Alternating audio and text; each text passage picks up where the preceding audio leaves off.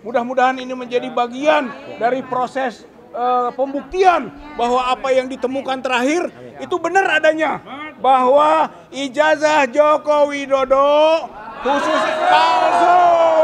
Ijazah Joko Widodo palsu. Bahwa klien kami ada temuan baru melalui data yang ditemukan di Komisi Pemilihan Umum, yakni data ijazah yang sudah dilegalisir yang itu merupakan milik saudara Joko Widodo yang pernah digunakan untuk kontestasi Pilpres pada tahun 2019 yang lalu.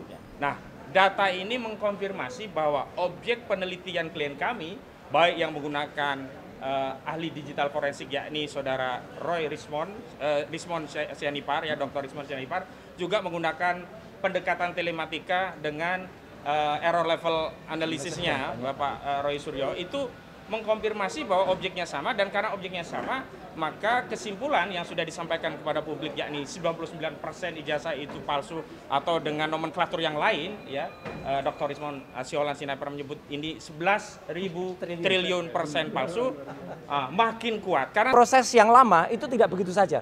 Proses yang lama dari KPU itu sudah kami terima minggu yang lalu bersama dengan Pak Dr. Bonatua Silalahi dengan Pak Michael Sinaga, ya. Kami menjemput surat itu di KPU. Tidak mungkin tidak ada.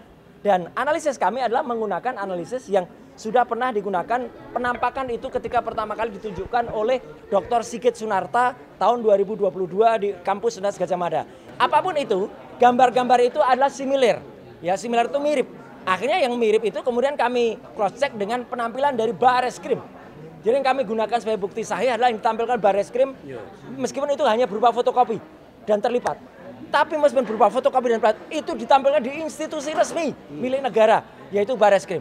Itu kemudian kita analisis, kita perbandingkan dengan tampilannya, dan kita analisis dengan temuan ketika kami ke KPU menerima langsung itu dari KPU, dan itu sudah saya periksa juga sebelum saya berangkat kemarin ke Solo dan ke Malang, ya, itu adalah identik.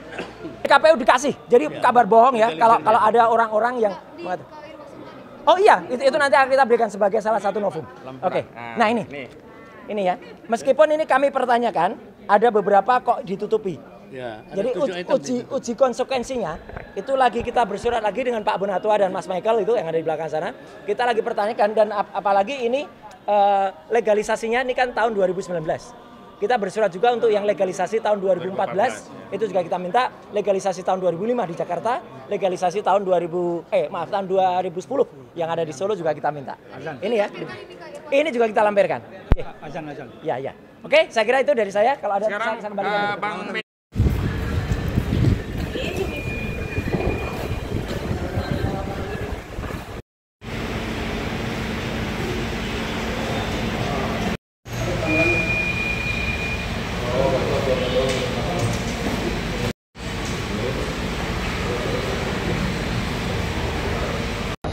Dalam rangka untuk apa? Ini adalah temuan yang harusnya membuka kembali kasus dugaan ijazah palsu 263 KUHP yang sebelumnya sudah dilaporkan namun dihentikan melalui proses penyelidikan. Tapi yang apa itu bukti yang kami terima dari KPU, Komisi Pemilihan Umum? Alhamdulillah, proses yang lama itu tidak begitu saja. Proses yang lama dari KPU itu sudah kami terima minggu yang lalu bersama dengan Pak Dr. Bonatua Silalahi dengan Pak Michael Sinaga, ya. Kami menjemput surat itu di KPU. Karena tidak hanya KPU sebenarnya, kami mengirimkan itu ke 8 institusi.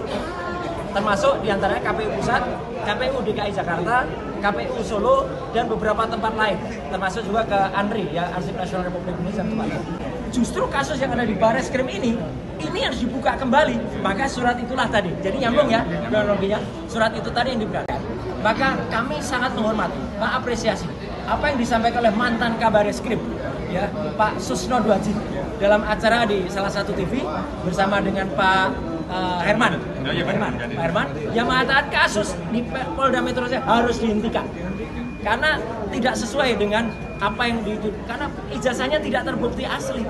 Kalau ijazahnya palsu, berarti apa? Berarti pasal pencemaran nama baik, apalagi penghinaan, fitnah itu juga tidak ada.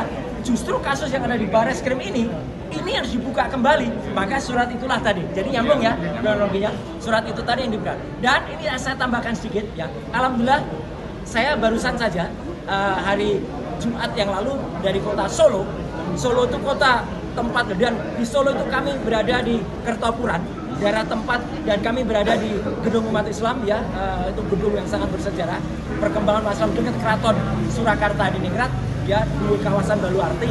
Kami mengadakan bedah buku, diikuti oleh ratusan orang, ada sekitar hampir 300 orang, dan sukses. Dan di kota Solo yang kami tadinya khawatir, oh jangan-jangan kami mendapat penolakan, tidak sama sekali. Justru di sana masyarakat mengeluhkan, mulai dari saya turun di bandara ya, sampai dengan kemudian kami makan sate